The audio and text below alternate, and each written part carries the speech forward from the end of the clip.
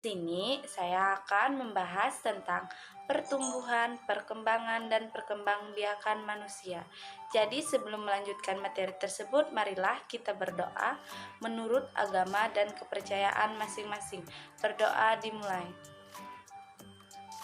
Berdoa selesai. Baiklah, kita lanjut. Pengertian perkembangan dan pertumbuhan. Pertumbuhan adalah suatu proses yang dialami oleh manusia dengan adanya penambahan ukuran tinggi badan dan penambahan jumlah sel yang sifatnya tidak dapat kembali seperti semula. Sedangkan perkembangan adalah perubahan yang terjadi akibat diorganisasi sel dalam tubuh manusia menuju keadaan yang lebih dewasa. Pertumbuhan dan perkembangan sangat penting bagi manusia karena dapat merubah struktur manusia menuju ke dewasa. Dengan kedewasaan yang dimiliki manusia, manusia dapat menghasilkan keturunan. Pertumbuhan memiliki proses yang dapat berlangsung secara cepat, sedangkan perkembangan memiliki proses yang tetap mengikuti fase kehidupan manusia. Contoh pertumbuhan dan perkembangan pada tubuh manusia. Ketika masa kecil, manusia masih memiliki daya tubuh yang lemah dan memiliki struktur sel yang sangat sedikit.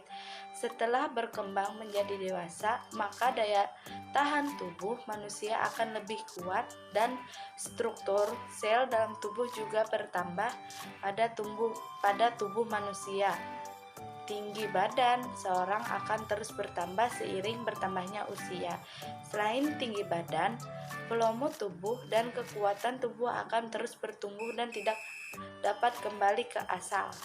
Selanjutnya membahas tentang perkembangbiakan manusia. Manusia berkembang biak secara kawin atau generatif. Perkembangbiakan secara kawin terjadi karena adanya proses penggabungan antara sel sperma dan sel telur. Sel sperma dihasilkan oleh laki-laki dan sel telur dihasilkan oleh perempuan. Pertumbuhan dan perkembangan manusia dimulai saat sel sperma dan sel telur bertemu lalu membentuk zigot. Zigot merupakan cikal bakal individu baru. Pertumbuhan dan perkembangan berlanjut hingga manusia dewasa akan mengalami penuaan atau tua. Perkembangbiakan pada manusia secara umum terjadi dalam dua tahap, yaitu pertumbuhan dan perkembangan. Tahap pertama terjadi di dalam rahim dan tahap kedua terjadi di luar rahim. Pertumbuhan dan perkembangan tahap pertama terjadi di dalam rahim, yaitu pernahkah kalian melihat seorang ibu yang sedang hamil? Apa yang terjadi di dalam perut ibu tersebut? Berapa bulan biasanya seorang ibu hamil? Pertumbuhan dan perkembangan manusia di dalam rahim dimulai ketika terjadi penggabungan antara sel sperma dan sel telur. Rahim hanya dimiliki oleh perempuan. Jadi pertumbuhan dan perkembangan pertama kali terjadi dalam tubuh seorang ibu. Bergabungnya sel sperma dan sel telur akan membentuk zigot, kemudian berkembang menjadi embrio atau janin. Janin dalam rahim mengalami pertumbuhan dan perkembangan selama 9 bulan, sehingga terbentuk individu yang lengkap. Selama dalam rahim, janin mendapatkan makanan dari tubuh ibu melalui tali pusat atau plasenta. Pertumbuhan dan perkembangan tahap kedua terjadi di luar rahim. Pertumbuhan dan perkembangan manusia di luar rahim atau setelah lahir terjadi dalam 4 tahap. Tahap yang pertama, tahap orok.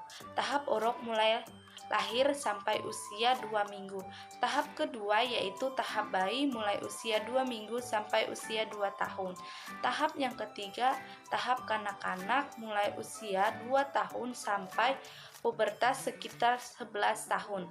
Tahap yang terakhir yaitu tahap remaja atau pubertas, mulai usia dari 11 tahun sampai 21 tahun.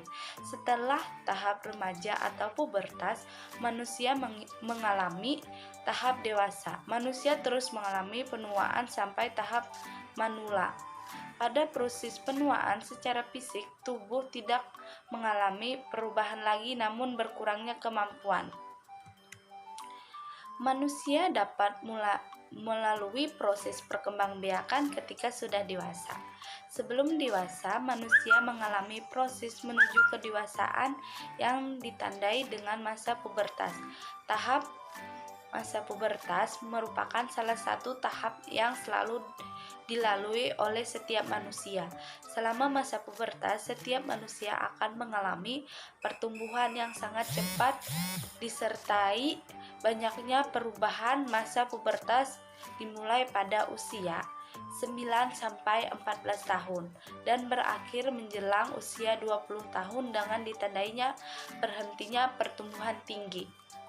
Tahap pubertas ini sangat berkaitan erat dengan kemampuan manusia untuk berkembang biak karena dengan terjadinya perubahan fisik pada tubuh, kemungkinan manusia dapat berkembang biak secara kawin. Jadi itu saja video penjelasan dari saya. Jadi sebelum menutup pembelajaran hari ini, marilah kita berdoa menurut agama dan kepercayaan masing-masing. Berdoa dimulai. Berdoa selesai. Baiklah, terima kasih. Salah dan hilaf, saya mohon maaf.